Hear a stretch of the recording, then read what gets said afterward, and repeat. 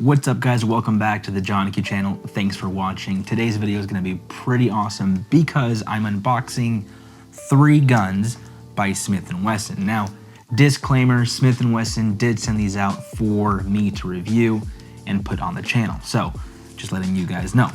But we have 2 revolvers and 1 rifle that I'm going to unbox for you.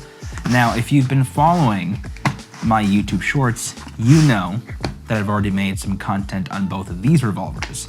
But for the sake of unboxing, because I love unboxings and hopefully you do too, I'm going to unbox these 2. But this right here, I mean, this is just too much. Smith & Wesson 500 Magnum. It holds 5 rounds and it is a beast of a gun. Now, I would imagine, no, I know that when I go to shoot this at the range, the amount of kickback and recoil this is going to have, it's gonna suck. Now, I will have to be prepared and wear some gloves, have a pretty good stance, and just be really prepared for that gigantic recoil. So, yeah, but anyway, something that I do like about this box is that A, it's so big. And also it comes in this, like, it wasn't wrapped in it, but there was this paper. I don't know if you can see this. It's this Smith & Wesson old looking paper, 1852. You know, it's got that old timey feel, which I like. Maybe it will be a good tactical ASMR feature at some point. Anyway, I'll leave this back in here. But yeah, this is the 500 Magnum crazy revolver for sure. All right, I'm gonna put this right there. Just like that, voila. All right, now, same thing.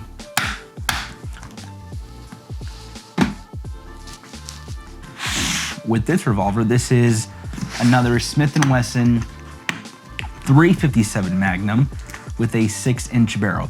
Oh, I will note that the 500 Magnum, the barrel is 8.38 inches and the overall length's around 15 inches. So yeah, it's a big boy. And now we have this revolver right here. This is the Smith & Wesson 357 Magnum, and this holds 8 rounds.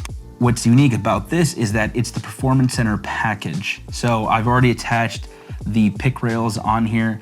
You can attach an optic or a light at the bottom here, but this is gonna be like pretty much run and gun revolver, competition style.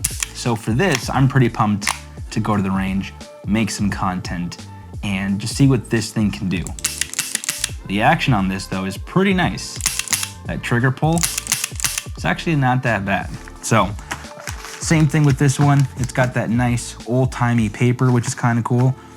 Just a quick note, the pick rails did come with this revolver and they were in here. So yeah, 1 pick rail, 2 pick rails, pretty cool.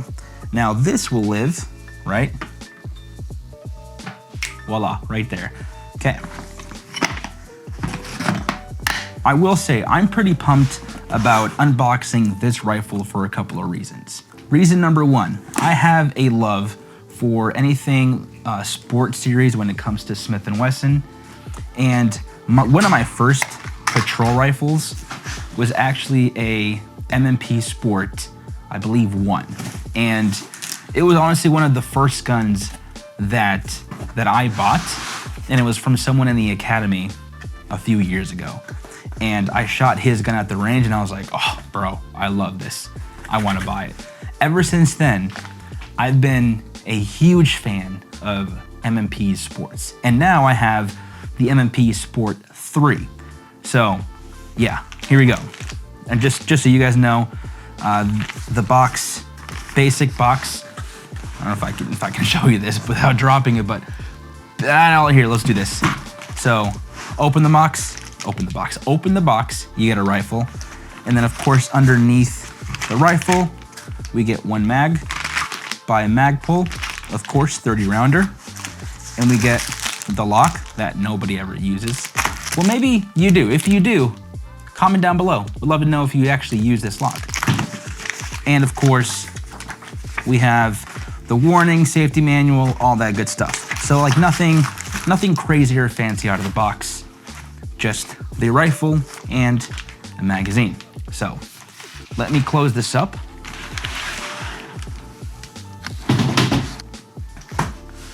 And so, like I was saying earlier, one of my very first patrol rifles was an M&P, and man, I gotta say, that rifle shot so smooth. I could rely on it. Actually, where's that gun?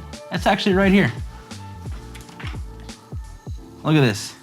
Yeah, so this is the version number 1. I did upgrade the buttstock to a BCM. I believe this is a SOP Mod 2. It already had the optic, the Holosun optic, which I just left on there. It had this, paint job, which was okay. I left it just because why not? It's my first rifle, so I'm gonna leave it on there. I did, upgrade the castle nut, and then this back plate here, I did upgrade that. Also upgraded the pistol grip as well, and got a foregrip on here, but pretty much everything else is stock. And this was my first rifle. And of course, I do still have the Olight flashlight on here. When I first got it, this is how it was being run, and I'm like, it's kind of sentimental. I kind of like that. Also, don't crap on Olight. Olight, I have some stories, and real life, real world stories, and they actually do work in the field. But anyway, this was the first rifle, and now I have the Sports M&P3 rifle. Pretty pumped to shoot. But let me put this back here. Now, of course, what I will do with the M&P3 is I'm going to take out a couple things and just give it just a small upgrade, right? Of course, let's see. I think I might keep the buttstock just to kind of A and B test it with maybe the SOP Mod 2. I'm not a big fan of the pistol grip, but on this one, I do like how thin and narrow that pistol grip is. And of course, actually no, I might change out the buttstock. I don't like how it's scratching me. Stop being a baby, be a man. Stay hard. Of course, I'm going to switch out the charging handle for a Radiant Raptor. Actually, I have a Radiant Raptor right here, but it is the FDE version. And actually, this FDE version goes on the Sport 1. So maybe if I have a black one, I could change it out. Or I could do like a Break Arms charging handle, but really depends. Maybe I will keep this all black for now and paint it down the road. Who knows? But for sure, oh, that sounded so good. For sure, the charging handle is gonna be switched out. I will be putting on a flashlight, of course, maybe a laser as well, and last but not least, the optic. We gotta have an optic on this bad boy just because we have to know where we're shooting, and we want to be accurate. So yeah, and of course, some sling attachments up here and all that good stuff. But yeah, man, this brings back really good memories, and I'm a big fan of anything Smith & Wesson does, especially in the rifle realm. But I would like to have an SBR by them, and at some point, maybe that will happen. But for right now, we are going to test the Smith & Wesson M&P3 at some point. Anyway, hope you guys enjoyed this video. Thanks for watching. And of course, be sure to like and subscribe to the channel. I will catch you in the next Johnny Q video.